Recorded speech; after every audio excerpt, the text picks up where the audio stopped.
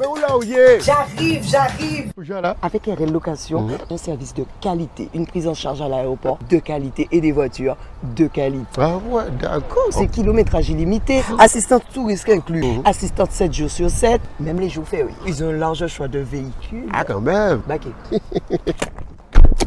On nous quoi? Avec Air Location, nous caillons tout partout.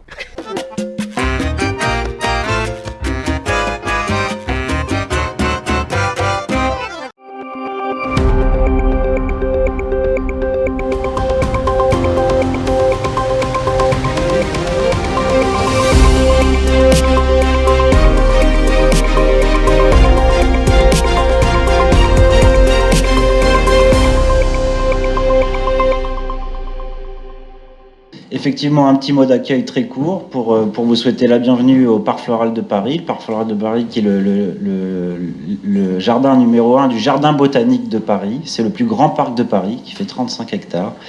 Donc pour vous souhaiter la bienvenue dans ce bel espace et surtout vous remercier, Casa Condé et Onia, d'avoir choisi le Parc Floral pour rendre hommage à Maryse Condé. Pour nous, c'est pas anodin. On est un grand jardin particulier. Le Parc Floral de Paris, il a été créé en 1969. C'est un des premiers grands jardins ouverts, familial, qui a été créé à Paris. Avant, les jardins, c'était un peu des espaces un peu fermés, près des églises où on venait lire un livre près d'une corbeille de fleurs. Et en 69, les décideurs ont décidé d'ouvrir un grand jardin qui n'était pas que pour venir se promener près des fleurs, mais qui était venu aussi pour venir pique-niquer, pour pouvoir venir en famille, faire des jeux avec des enfants. Et c'était aussi, à l'époque d'André Malraux, une volonté d'ouvrir des grands espaces verts avec de la culture. Et au Parc Floral de Paris, vous pouvez trouver des œuvres disséminées un petit peu partout, d'œuvres d'art contemporain. Et on est donc dans cet espace qui mélange, qui est une interface entre la nature et la culture. Et c'est pour ça que je trouve que ça fait particulièrement sens et qu'on est vraiment très heureux d'accueillir votre événement. J'espère que vous pourrez profiter de la beauté de ce site, même si avec les canicules, on fait face à des niveaux de sécheresse importants, mais on se bat contre ça pour que les lieux soient quand même les plus beaux possibles. Et puis vous dire aussi, parce que moi je suis responsable du Parc Floral, mais aussi du Bois de Vincennes, qu'au Bois de Vincennes, il y a une histoire coloniale aussi assez forte, puisqu'il y a eu les grandes expositions coloniales de 1931 et de 1907 au jardin colonial de Nogent. C'est une mémoire qui n'est pas traitée à sa juste d'une bonne manière aujourd'hui en France et encore à Paris. Donc la ville de Paris a prévu de travailler sur ces tristes anniversaires de ces expositions coloniales pour aussi pouvoir apporter une lumière comment dire, dans toute la vérité de cette histoire, dans toute la dureté aussi de cette histoire, qui est présente bien sûr dans l'œuvre de Maryse Condé. Donc en tout cas, vous pouvez compter sur la ville de Paris, à travers la gestion de ces espaces et aussi à travers les questions mémorielles, pour, à notre manière, faire vivre les valeurs et les combats qui sont présents dans l'œuvre de Maryse Condé. Et voilà, je tenais vraiment à vous remercier d'avoir choisi le Parc Floral pour rendre cet hommage aujourd'hui, et je vous souhaite une belle journée. Merci beaucoup. Avant de commencer, je voudrais simplement citer quelques lignes d'un poème d'Edna St. Vincent Millay, une poétesse américaine, qui pour moi incarne l'état où je me trouve aujourd'hui et que nombreuses personnes ressentent après la mort d'un être aimé. Maintenant, j'habite un appartement à Paris où Maryse n'a jamais mis pied. La conclusion du poème est particulièrement poignante. Je vais citer juste quelques lignes en anglais, après en français. Time does not bring relief. You all have lied, who told me time would ease me of my pain. And entering with relief some quiet place where never fell her foot or shone her face, I say, there is no memory of her here, and so stand stricken, so remembering her. Le temps ne guérit pas, vous m'avez tous menti. Vous qui m'avez dit que le temps soulagerait ma douleur. Et en entrant avec soulagement quelques lieux tranquilles où elle n'a jamais mis pied, où son visage n'a jamais brillé, je me dis, ici il n'y a aucun souvenir d'elle. Et ainsi, terrassés par le chagrin, nous nous souvenons d'elle.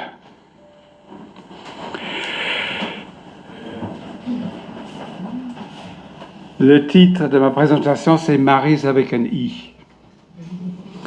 Il y a eu plusieurs Maryse dans ma vie. D'abord, Maryse Bouquelon. Bouquelon, nom donné à ses ancêtres paternels nés à la Désirade, à l'abolition de l'esclavage. Maryse avec un I. Née en 1934 à Pointe-à-Pitre, Maryse Liliane Apolline Marcel Bouquelon, fille d'Auguste Bouquelon et de Jeanne Kidal. Le bruit court qu'elle a été nommée Maryse en hommage à Maryse Bastier, première aviatrice française à accrocher de nombreux records féminins et militante dans le combat pour le vote des femmes. Déjà un signe d'un destin particulier. Maryse Bouquelon, fut une adolescente boudeuse et répliqueuse, mais convaincue qu'elle était la fille la plus intelligente au monde. En recevant en cadeau le roman Les Hauts du Hurlevent, en guise de remerciement, elle a dit qu'elle voudrait être écrivain comme Emily Bronte. La réponse d'un adulte fut cinglante. Les gens comme nous ne deviennent pas écrivains. Moi, je n'ai pas connu Maryse Bouquelon. De toute façon, nos chemins ne seraient pas croisés. En 1934, l'année de sa naissance, je ne fus même pas une pensée chez mes parents qui devaient subir la Deuxième Guerre mondiale du côté des victorieux, tandis que Maryse passait son enfance tranquillement dans la colonie de la Guadeloupe, loin du fracas des bombes. La seule bombe qu'elle a connue fut celle de la mort de sa mère pendant qu'elle était étudiante à Paris, et le regret de l'avoir perdue si jeune et si loin de la Guadeloupe. Ensuite, il y a eu Maryse Condé, Maryse avec un Y, née en 1937, veuve de Mamadou Condé. Maryse l'écrivain, ennemi intime de moi en tant que traducteur. Celle-là, je l'ai connue. Je l'ai rencontrée dans la salle des profs du lycée Gaston Berger à Kaolack, au Sénégal. Nos destins se sont fusionnés et j'étais fier d'accompagner ma femme à travers le monde. Sur les rives du Niger, devant les merveilles de Tombouctou, au temple de Kyoto au Japon, à l'ombre de Borobudur en Indonésie, achetant du Marmite en Gambie, à côté du David de Michel-Ange à Florence, au Rockefeller Center à Bellagio, sur les rives du lac de Côme, en conversation avec Mère Thérèse à Bénarès en Inde, assis devant le Taj Mahal, le long du Malecón à la Havane, sur le Queen Mary, en route pour New York, avec les lémuriens sur nos têtes à Madagascar, en promenade avec Aimé Césaire en Martinique, en haut d'une gratte-ciel à Londres, en haut de la citadelle au Cap-Haïtien,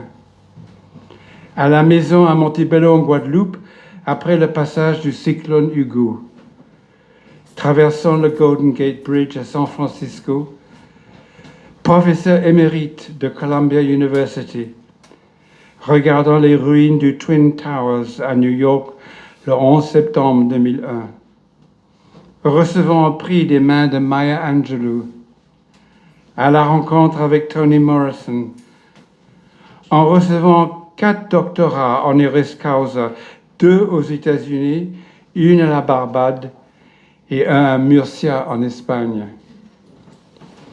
Émerveillé devant l'opéra de Sydney en Australie, visitant le Sagrada Familia à Barcelone, en écoutant Laurent Voulzy chanter live Belle Île en mer Marie-Galante au Mucem de Marseille où Maryse a éclaté en larmes.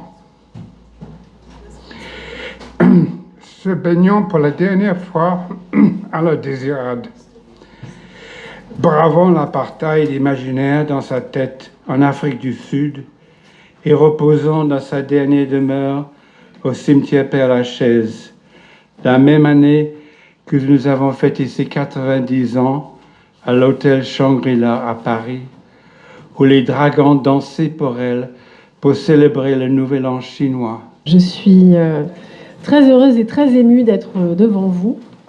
Encore plus émue après l'intervention de Richard, qui a toujours le don de faire palpiter mon petit cœur à chaque fois qu'il qu'il évoque Maryse et cette union incroyable qui a été la leur.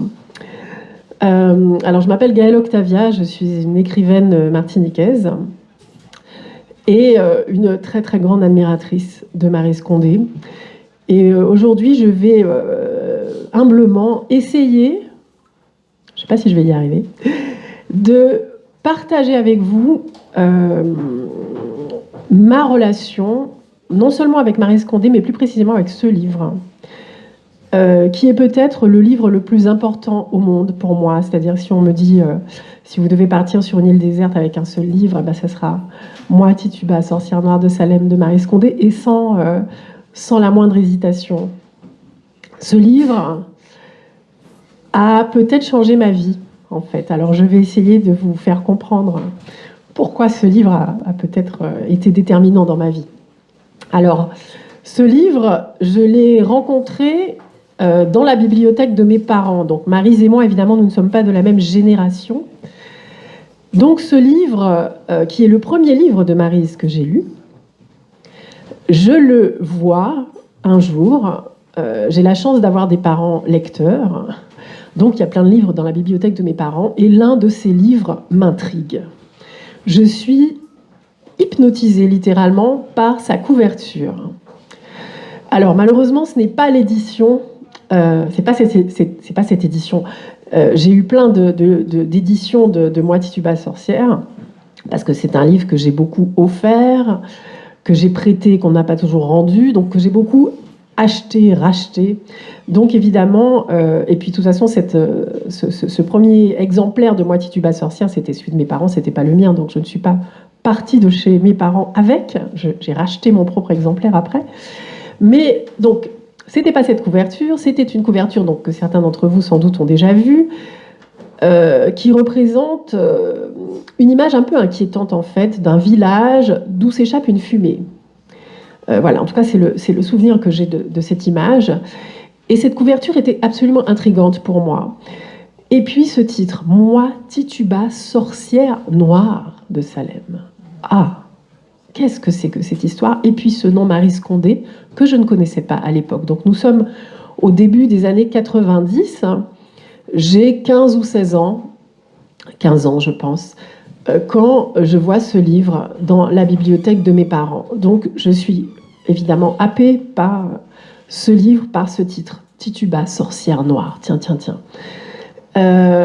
J'ouvre ce livre. Et je lis Maryse Condé, née en Guadeloupe, parce qu'il y a une petite, je ne sais plus si c'est sur la 4e de Couveau au début, mais en tout cas, on introduit l'écrivaine. On ne disait pas écrivaine à l'époque. Alors l'écrivain. Maryse Condé, née en Guadeloupe. Ah, parce que moi, je suis donc une gamine martiniquaise, je suis élevée dans l'éducation nationale française, hein, dans notre petit département d'outre-mer. Et donc, dans mon imaginaire, dans mon éducation, un écrivain, un romancier en particulier, c'est un vieil homme blanc, mort de préférence.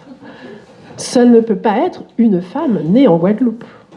Et ça peut paraître idiot aujourd'hui de dire ça, mais vraiment, pour la gamine de 15 ans que je suis, même si mes parents étant des lecteurs, il y a quand même des choses qui me sont parvenues. Césaire, Damas, mon père récite Damas à table, mais ce sont plutôt des poètes. Je n'ai pas lu à cette époque, je n'ai pas lu d'écrivains, de romanciers, de gens qui écrivent des romans, qui est quand même le genre roi quand on est dans l'éducation française. Je n'ai pas eu ça. Donc, cette romancière, non seulement c'est une femme, ce qui est quand même aussi assez rare. Hein, si vous consultez un manuel scolaire de français, même aujourd'hui, il y a Georges Sand et Colette qui sont rescapés, mais à part ça, c'est quand même toujours des hommes.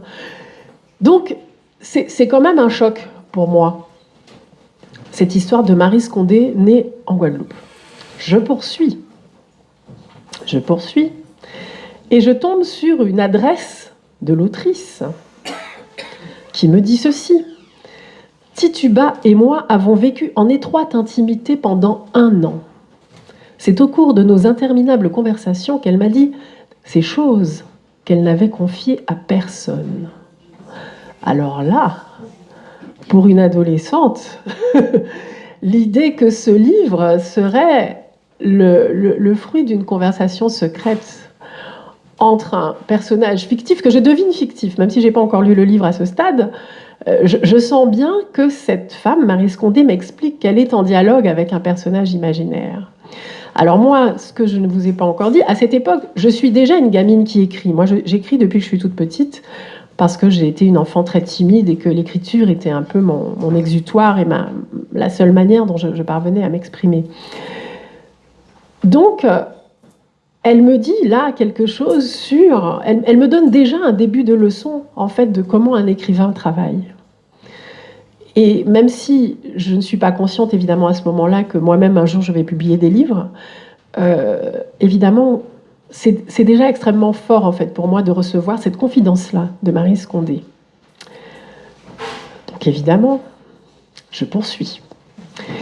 Je tiens absolument à vous lire l'incipit de ce livre que j'adore réciter. Je le connais par cœur, mais je vais quand même le lire pour ne pas faire de bêtises, parce que je suis un peu émue. Parce que souvent, je ne sais pas si vous avez remarqué, les auteurs aiment bien les incipits, les débuts de livres. Et il y a des incipits célèbres qui sont toujours cités. On nous rebat les oreilles avec... longtemps je me suis couchée de bonne heure, etc. L'incipit de l'étranger de Camus, l'incipit, toutes les familles heureuses se ressemblent, etc. Enfin, il y a quand même 2, 3, 4 incipits qu'on va chercher toujours chez les vieux messieurs blancs morts, qui sont, on est d'accord, hein, Camus, tout ça, c'est super, mais celui-ci, pardon, Abena ma mère. Un marin anglais la viola sur le pont du Christ the King un jour de 1600, alors que le navire faisait voile vers la Barbade. C'est de cette agression que je suis née, de cet acte de haine et de mépris. Je trouve cette entrée dans le roman tellement puissante. En peu de mots, ça dit déjà tellement de choses. Ça vous dit déjà d'ailleurs que le récit est du point de vue de cette esclave, en fait, enfin de celle qui deviendra esclave, de cet être qui va subir l'oppression. Elle vous donne un contexte, et puis c'est d'une beauté, dans son caractère direct et simple, c'est d'une beauté incroyable, et ça dit quelque chose de très fort, et de très dur aussi. Et je trouve, moi j'aimerais qu'on cite cet incipit quand on parle des meilleurs incipits de la littérature, parce que pour moi c'en est un, vraiment. C'est pour cela qu'après avoir clarifié la nature de sa relation filiale avec l'Afrique dans son premier roman, Erema Kono, elle se lancera dans l'écriture des 2 tomes de Ségou 1, Ségou 2. Elle essaiera de décrire l'apogée du royaume mandingue et de donner quelques pistes sur les causes de son déclin.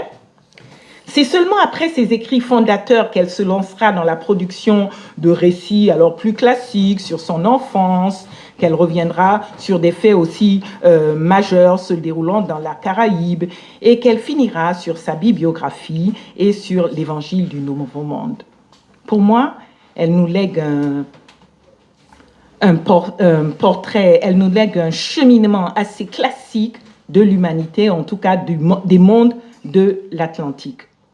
Phénomène gratifiant, c'est qu'en écrivant sur les traces du commerce triangulaire, reliant donc l'Afrique, les Amériques et l'Europe, elle deviendra une écrivaine transéocéanique qui permettra de domicilier l'Afrique dans les Caraïbes, parce que ce n'était pas encore fait. Donc avec ses écrits, elle le fait et ça lui donne une portée. Elle permettra de reconstituer cette route et de donner une espérance, une source d'inspiration à tous ces jeunes à la recherche d'une identité, à la recherche d'un chemin qui font cette route. Bien entendu, durant toute sa carrière, elle gardera un œil sur les femmes. Selon elle, les femmes subissaient la double domination de celle de l'homme et de la société dans laquelle elles vivaient. Dans ses écrits, elle prenait un certain plaisir à présenter des femmes singulières, avec des caractères. Elle parlait à travers leur voix et surtout faisait décrire des femmes dans des situations particulières, obligées de faire des sacrifices périlleux pour leur survie. Je vous renvoie à La femme cannibale, il faudrait le lire, où finalement le prix de son indépendance lui coûte assez cher. Alors, elle considère la vie sans phare comme l'un des plus beaux legs, les plus beaux legs donnés aux femmes. Et cet engagement, en tout cas, donnera des fruits en Afrique. En Afrique, Maryse Condé est considérée comme une grande sœur, modèle, et pour certaines intellectuels avec qui elle a su en tout cas donner une voix.